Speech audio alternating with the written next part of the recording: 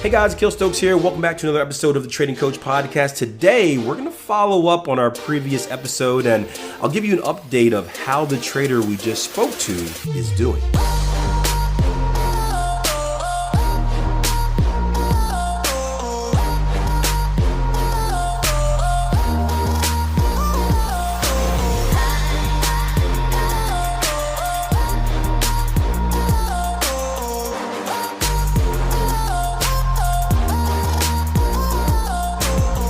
All right, so hopefully you're listening to these podcast episodes in order. If not, make sure you go back and listen to the previous episode before you do this, because in the last episode, I talked to you guys, or I shared with you a conversation that we had in our live trading room with a trader who we were trying to get an answer out of, right? We had a trader they had some flaws, some holes in their trading plan, and we were probing for about a week and finally thought we reached a turning point where the trader was honest, they admitted their mistakes, and they were optimistic and ready to get on the path for success. And, I take a lot of pride in that as a coach. It's we get this as a lot during the feedback and reviews. And one of the things that stands out about Tier 1 trading amongst some of the other educational platforms out there is that we actually care, right? Yes, it is a business. Yes, we charge for courses. Yes, we do a whole bunch of free stuff on the internet as well, including this Trading Coach podcast and the million videos that we have on the internet. But we actually care. We want to see people be successful, and that's what drives us to do this each and every day. So after that conversation, I was pretty excited. I felt like, hey, I made a difference. We're going to have someone that obviously has skill, and we're going to work with them, and we're going to get them on the right track, and they're going to end up being another success story. And unfortunately, that wasn't the case, and I'll tell you what happened. Today, when we came back to the live trading room, we were going through the charts as usual, looking at opportunities, and this trader came back and said, hey, I'm looking to buy on this pair from Pound New Zealand. I think we're looking at something like that. And I was like, looking to buy on the next candle. Like, wait a minute. Something doesn't smell right here. Yesterday, we had a very nice conversation. I thought it was a nice conversation, at least. We had a very nice conversation about walking through your trading plan. We identified the fact that you were missing a very key component, right? And that key component was a reason for entry, meaning what do I need to actually enter the trade? So to hear that this trader was getting ready to enter a trade, knowing that this trader didn't have any rules for entering this trade, it made me scratch the head a little bit. And I was like, hey, what's going on here? And I reminded him of the conversation that we had. Hey, before you should take a break from trading live, especially, in my opinion, you shouldn't even demo trade, right? Don't even form build habits, but especially take a break from trading live. It is the summer.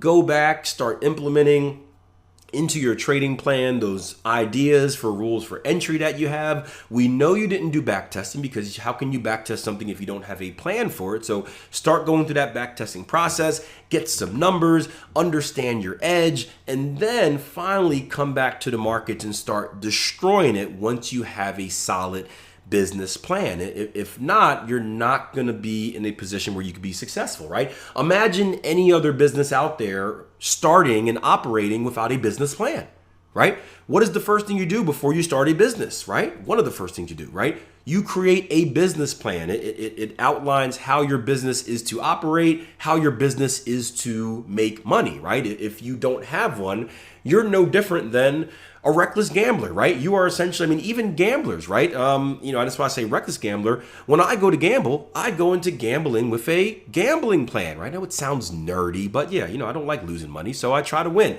right? I go in with a very specific plan on how I'm going to gamble. There's risk management, there's approach, there's tactics, there's even stuff like breaks. And I have better success gambling than most, right? I still lose because the casino always has the edge, but it takes me longer to lose, and I do hit some good streaks every once in a while. Man, I miss gambling. Anyway, so I said you don't want to do that in the financial markets, right? The difference between gambling in the casino is that, at least me, you go there and you plan on losing all your money. It's a entertainment activity.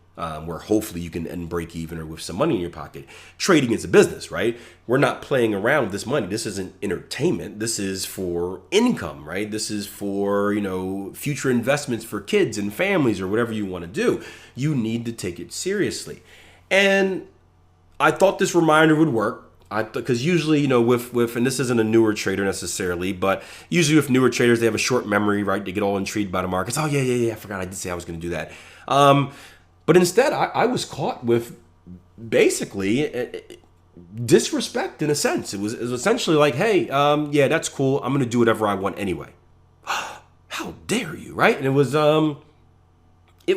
was shocking, right?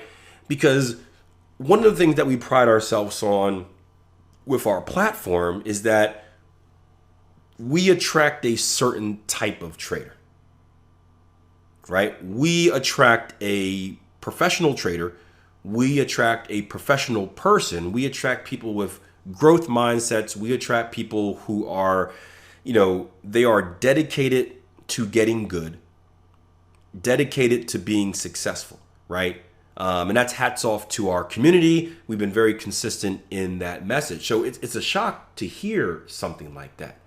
Now, no surprise, the person left like 2 minutes later, but it was kind of a shock. And I basically told the guy, and he wasn't a premium member. He was someone that was on a trial membership. So it wasn't like someone that was fully invested in the platform or anything like that. But usually even the trial members come in with that type of attitude, or at least it rubs off on them. And I basically said, okay, I can't stop you from doing what you want to do with your money, right? I'm here to guide you. I've got a lot of experience trading. I've done a lot of dumb stuff in the markets. Most of my education, or my teaching, I should say, not my education, my teaching comes from my personal experiences, right? I shall share with you the dumb stuff I did so that you don't have to do it as much. So I'm just telling you what has helped me go from gambler to consistently profitable trader. I'm just telling you the same thing I've told the tens of thousands of traders that I've worked with since I've been doing this thing. If you want to use it, if you want to do it, that's on you. If you don't, then that's on you as well. I don't really care because it's not my money. And I said that. I said, I don't really care. Now, the thing about trading is this, right? And every educator is different. I've heard educators that say it's my way or the highway. You have to trade this way. You can't trade that way, blah, blah, blah, blah, blah.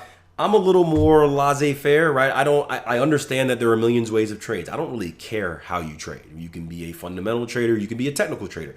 You can be a hybrid trader. You could be a trend continuation trader, a counter trend trader, a structure trader, a pivot point trader, a moving average trader, an indicator trader, right? You could be any trader in the world. I don't really care. Because it's been proven that you can be successful in this industry in various different ways. But it's also been proven that all of the greatest traders out there, the best traders of all time, share the same principles. It's a rules-based approach, treating your trading like a business. It's the ability to manage your mind state, right? Trading psychology. And it's risk management. Again, treating your trading like a business, a rules-based trading plan. You're not just going and doing anything you want, right? There is a process to what you're doing. The ability to manage your mind state, trading psychology, right? Not making impulse moves or taking impulse actions in the market. The ability to consistently execute the rules that we talked about before. And proper risk management. Risking small, not doing dumb stuff, right? Those are three components that every single consistently profitable trader across the board has, uses, follows, however you want to put it. You, my friend, are missing a key component of that. And I find it very hard to say that you can ever become consistently profitable until you fill that hole. Now, whether you want to do it or not, that's on you. I'm just telling you what it is. And it's unfortunate because you see this happen all the time. And I spoke to OG, right? He's someone I've known for a very, very long time. He does a lot of the background and support stuff on the Tier 1 platform. And he says, Akil, I remember having a conversation with this guy back in 2019. I'm recording this in 2021 if you're a little late to the show, right? I remember having a conversation with this guy in 2019, and we were talking about the same thing. And it made me sad because time is very important to me. Time is the most important thing in my life, right? There is urgency in time, right? Time goes quicker when you have kids as well, so there's even more urgency at this point in my life because it runs out and you can never get it back. So I understand that the learning curve is different for different people. I've worked with people that have, they've shown success in 2 months. I've worked with people who haven't, it took them 2 years, right? Everyone's different and the learning curve is different. The amount of time and effort you can invest and is different. And some people just get it as far as the actual trading goes. But all of those people have the drive to get better. They all believe in the Kaizen philosophy where I'm going to get 1% better each day. And your starting point may be lower than someone else's, so your 1% may be a lot less than someone else's, but you're consistently getting better. And it hurt me to hear that we spoke to this trader 2 years ago, and he's at the exact same place. No improvement. And what I did was I warned the traders out there. I said, because it got a little awkward in the room. Obviously we can't see each other, but I can picture people like, ooh, uh-oh. No, he didn't, right? Just like cringing because it was a tough conversation. And I warned him. I said, hey, 2 years from now, you don't want to be this. You don't want to be sitting here 2 years from now in the exact same place or even a worse place than where you were before. I think that's the scariest thing out there. And I say that to you guys listening to the podcast as well. Look at yourself 2 years ago. Are you in a better place?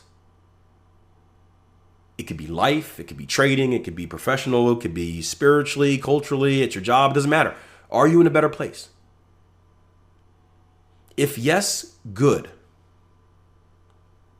And the question you need to ask yourself is, how can I accelerate that process? I'm doing the right things.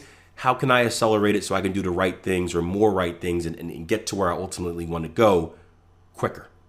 Not saying look for shortcuts, but quicker. If you are someone that's in the same place, you should be scared. You're wasting away. And you need to ask yourself, what can I do right now? What steps can I do right now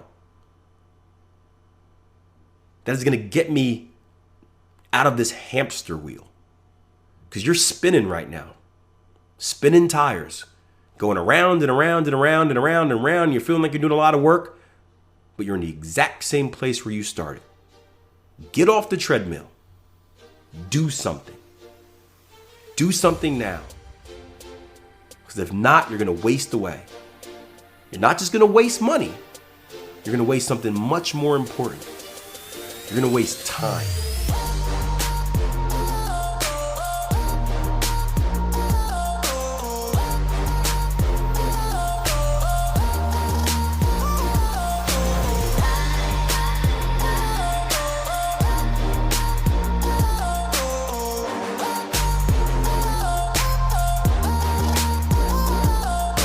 Hope this episode wasn't too much of a downer, but sometimes we need stuff like that to get us fired up. I did mention in the episode we have a lot going on, especially on social media. So if you're not subscribed to the YouTube channel already, make sure you do so. Weekly videos, multiple videos weekly, I should say. Just go to youtube.com/Akil Stokes, hit that subscribe button and hit that notification bell. That way you don't miss whenever I update and add a new video.